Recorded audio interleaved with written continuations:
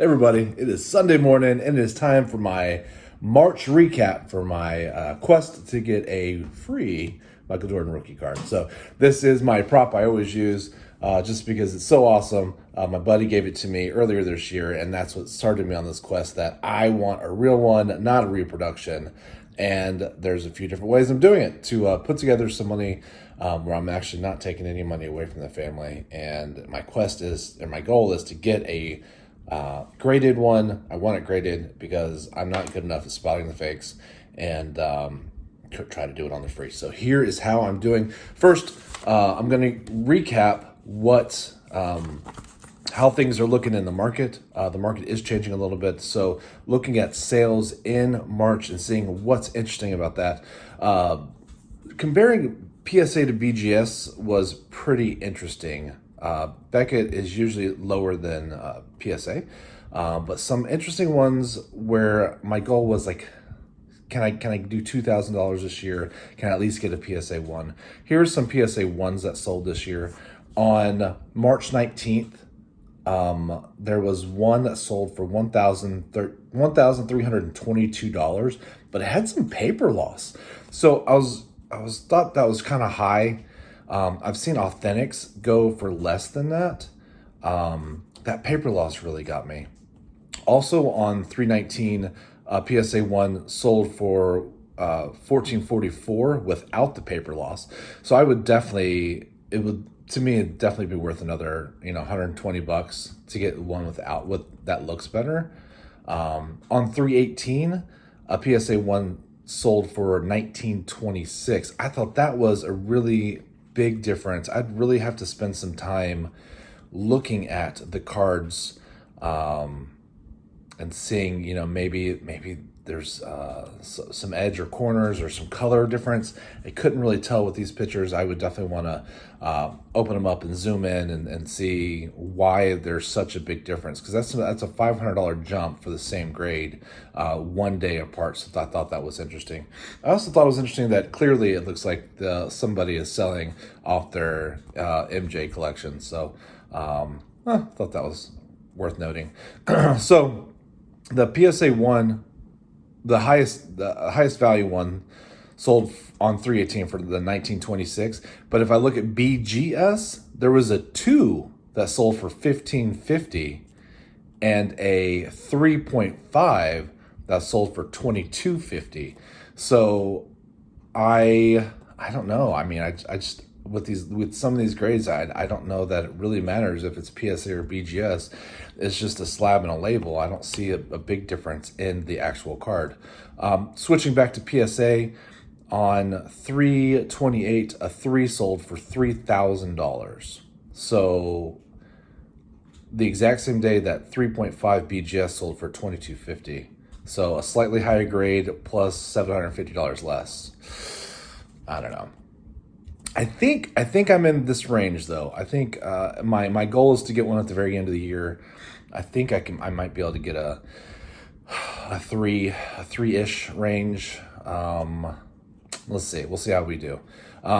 Switching back to PSA, a 4 sold for $3,052 on March 21st. That's interesting. It's a whole number grade higher for $50.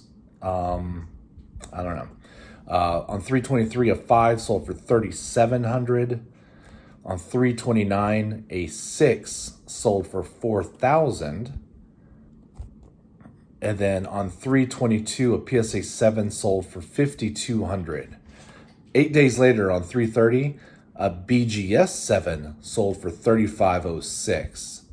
I mean, that's a big difference. That's a big difference between BGS and PSA. A BGS 8.5 sold for $6,600 on March 31st. And just for fun, a BGS 9 sold for $8,500. $8,500 on March 31st. On March 13th, a PSA 9 sold for $16,500. That is a massive difference. Massive. I mean, is the label worth $8,000? Do we really think the label is worth $8,000 here? I don't know. I mean, if I had the money to spend, I might be tempted to buy the BGS, crack it, and resubmit it to PSA. And then if you got a 9 in PSA, do you sell it and take your $8,000 profit and buy some more BGSs? I don't know. So I thought that was pretty interesting. I think I'm looking more I think I might be able to do like $3,000 this year is my goal. I might be able to do a little bit more than that. So, my goal at the beginning of the year was an authentic or a 1 or maybe a 2. Now I think maybe I can pull off a 3. But I know there's going to be some comments like, don't worry about the grades, just worry about the card. And I agree with you.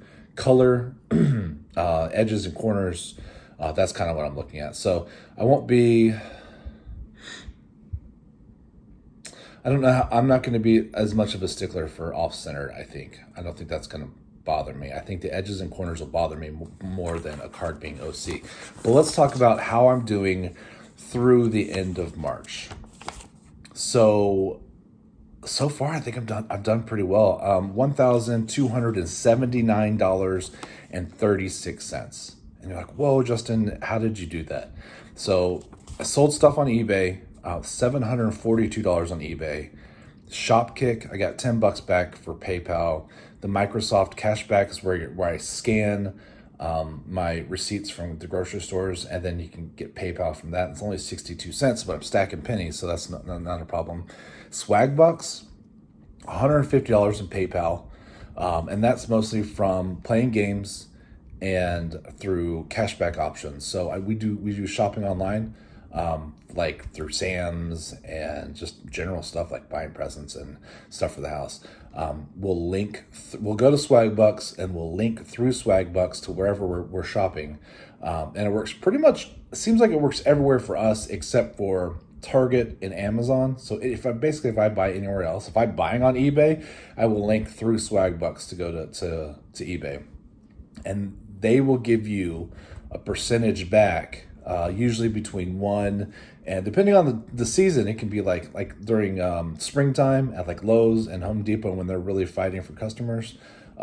It can be like 5, 6, 7% back on top of just 7 back through, just because you linked through Swag Bucks. So the 150 came from Swag Bucks, their point system. And that's all PayPal. So that's pretty awesome. So that's how I mostly get mine. They have other stuff too, but I don't really do that. Like I don't know, like the trials and filling out surveys and stuff like that. I don't do it. The 2 main things I do is that. And then you can actually use their web search tool, and then you'll randomly get free Swag Bucks there. I mean, I have gotten Swag Bucks that way, but it's not something I pay much attention to. If you do want to do Swag Bucks, I have my link and stuff down below. It'd be cool if you did that. Selling our Pokemon cards through our app, or not cards, our Pokemon codes that we're not using through that, 94 cents, no big deal. But again, stacking pennies. Here is the big one for last month. I mean, I did have some eBay sales, but I redeemed some of my credit card cashbacks and got $370.16. I use my card depending on what I'm doing, so I might get a different percentage back. So like one card, it's like 2% on everything. One is I'll get 5% extra 5% back on. Actually, I have 2 cards at 5% back on like eating out. There's another one where I get an extra percentage off for gasoline. And so I pay attention to which cards I'm using. But the trick is you have to pay it off every month, because if you start racking up credit card debt, it's really hard to get out. So I am... Debt will kill you. See, my kids, listen, I tell them all the time, debt will kill you. Don't stay out of debt.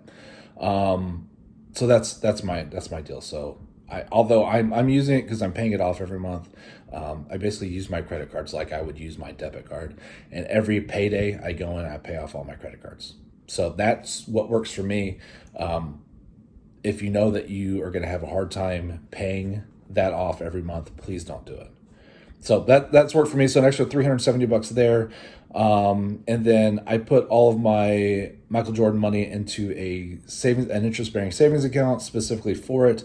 And I got $5.64 in interest. and I'm getting like 14 cents a day. You're like 14 cents, who cares? Again, stacking pennies, stacking pennies, stacking pennies, stacking pennies. And then I got a really cool donation from Jerry over at Part-Time Rippers. That's really, really sweet. I did not include that number into this, so actually I have Jerry's donation on top of the $12.79, just because I think it's rude. It's like, hey, what'd somebody give you for your birthday? I'm not telling. So it's a secret. It was very generous of him. It was very, very sweet. So $12.79.36 through 3 months. If I was able to do that every quarter, and I don't think I will be. I'm definitely going to have variations. I'd have $5,100 at the end of the year, and that right now would put me in the PSA 7 range. PSA 7? A PSA 7 MJ at the end of the year. I'd be pretty sweet. Pretty sweet. Yeah, PSA 7 or like a BGS 8 range.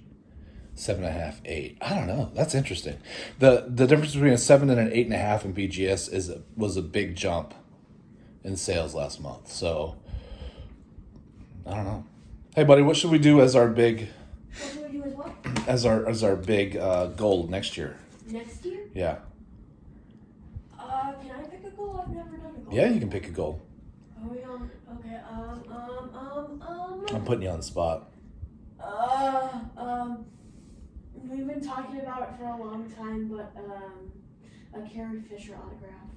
Is that what you would want though? Because that's what I would want. But I know she's not your favorite. Well, Carrie Fisher. don't. If you could have any Star Wars autograph, which one would you get? If I could have any Star Wars autograph, Obi-Wan, James Earl Jones. I mean, that would be really, really cool. Yeah. So would Mark Hamill, but really, my favorite Star Wars character already had her autograph. Yeah, Ahsoka. But we don't have an Ahsoka autograph on a Clone Wars card. Clone Wars Ahsoka. There aren't many Clone Wars cards, I'll be honest. I think that would be cool, but very, very hard. So I don't know if we do that.